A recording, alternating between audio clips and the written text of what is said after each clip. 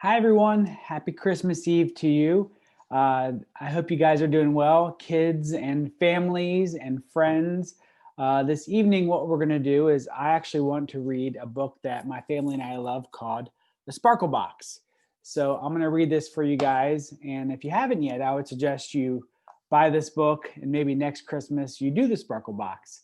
So let me share my screen with you and we will get reading on the Sparkle Box. So there is Garfield Memorial Church and KidzSpace. And then we'll have you see the opening cover of the Sparkle Box. And let's get reading here. All right. Snowflakes swirled through the air as Sam and his mom stopped to look at the toy store. With Christmas only a few weeks away, Sam needed to make his Christmas list. He tugged on his mom's sleeve and pointed to the train. He loved the shiny red engine. Later, as Sam and his mom curled up on the couch to read a Christmas book, something sparkly on the mantle caught his eye. "Mom, is that a present for me?" he asked. Sam's mom tousled his hair. "It's a special gift called a Sparkle Box. We'll open it together later, but first we need to fill it." Sam was excited, but it was hard to wait. Is it ever hard for you guys to wait for Christmas, for presents, for birthdays? It's hard to wait. Well, driving home from school the next day, Sam's mom stopped at a building he had never been to before. She asked him to help her carry in some food and blankets. Sam peeked into the bag he was carrying and noticed a box of macaroni and cheese, his favorite. "What are we going to do with this stuff, Mom?" She smiled and said, "We're giving it to people who don't have enough food to eat or blankets to keep them warm." But inside the building, Sam didn't see anyone who looked cold or hungry. Just a nice lady with a big smile who thanked them. On the way home, they drove by the park. It was dusk, and the pretty Christmas lights had just come on. As they stopped at a traffic light, Sam noticed someone on a bench, curled up and sleeping. His mother noticed too. "That's someone who may get one of our blankets," she said softly. "He doesn't have anywhere to live." Sam felt bad. It would be sad to not have a home to live in. Sam hung up his coat. It was good to be home.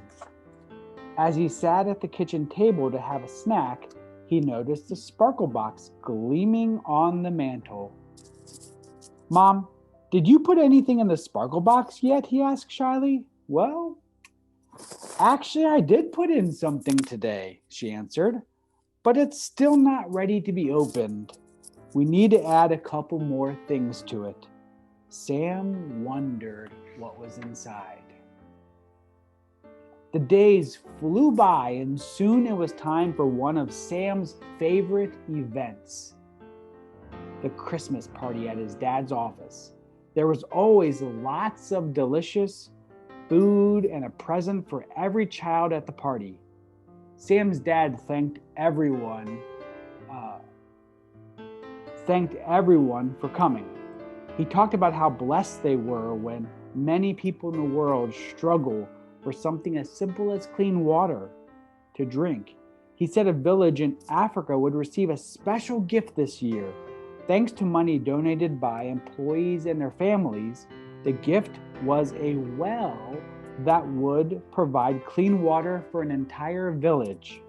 Sam asked his mom if his family helped. "Yes, dear, we did." He looked around. The grown-ups were smiling, but he saw tears too. "Happy tears," his mom whispered.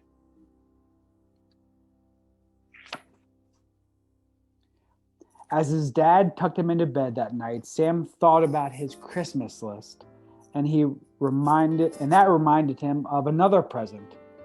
"Daddy, did you and Mom fill up the sparkle box yet?" Sam asked. "Well, we added something to it tonight, but it's still not ready to be opened." Sam drifted off to sleep, imagining what could be inside.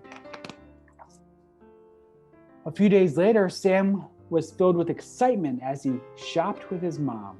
Tomorrow was his school party. There was a Christmas tree called a mitten tree where the kids could hang mittens, hats, and scarves for people who needed them. Sam picked out the biggest pair of mittens he could find. He also bought a candy bar for himself with his own money.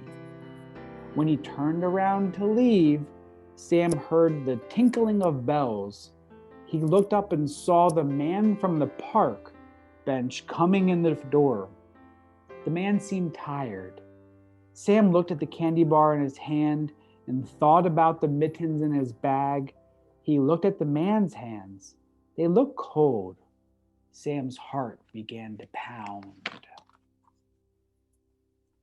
As quick as a wink, Sam slipped his candy bar into the bag with the mittens and pressed the bag into the man's hands. Sam ran out the door shouting, "Merry Christmas!" His mom gave him a hug. "I'm proud of you," she whispered. "I know that wasn't easy, but you brought a little light into his world tonight." Sam asked his mom if they could drive by the park as he watched the flame on a giant candle blink on and off. He thought about how unfair it was that some people didn't have a home to live in or food to eat. That is unfair, isn't it? Soon, it was Christmas Eve. The most special night of the year. Sam and his family gathered at their church for a Christmas Eve service. They sang songs and listened to the story of the first Christmas. Then, in the darkened sanctuary, a single candle was lit. That candle was used to light the other candles. And soon everyone was carefully passing the flame from one person to the next until the whole room was filled with a magical light. Sam looked around. How lovely, how peaceful they all looked as they shared the light. On Christmas morning, Sam ran downstairs as fast as he could. Under the tree was the train with the shiny red engine. And what was that? The sparkle box. Sam could hardly wait to open it. What do you guys think is going to be in the sparkle box? Well, let's find out. He sat on his mom's lap, and with his dad snuggled in close, Sam slowly lifted the lid of the box. Inside, there were just a few pieces of paper with words written on them. Puzzled, he took the papers out and began to read the words out loud. Mittens and a candy bar given to someone in need. Warm blankets and food for the homeless. A well in Africa that will provide clean drinking water. Sam's mom explained, "Sam, the sparkle box is our gift to Jesus on Christmas Day, his birthday." He was confused, but we didn't give Jesus a gift. We gave things to people who needed them. His mom smiled. "You're right. And no gift could make Jesus happier. He taught us that whatever we do for people in need, we do for him. So each year we'll think of some special gifts to give Jesus. We'll write down these gifts and put them in the sparkle box. On Christmas morning, we'll open the box and read out loud the gifts that we gave in honor of his birthday."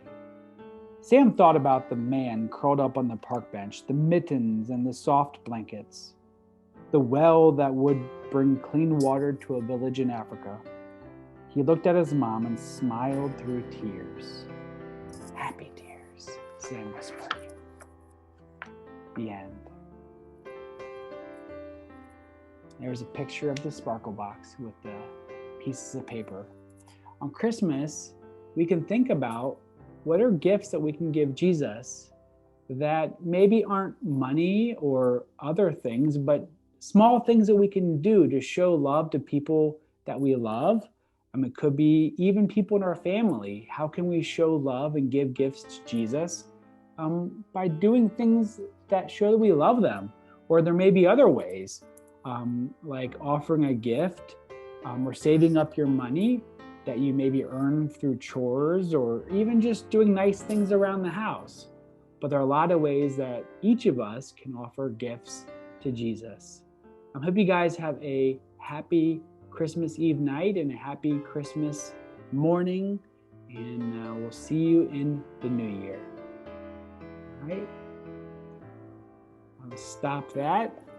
Now it's just me, and hope you guys have a very Merry Christmas.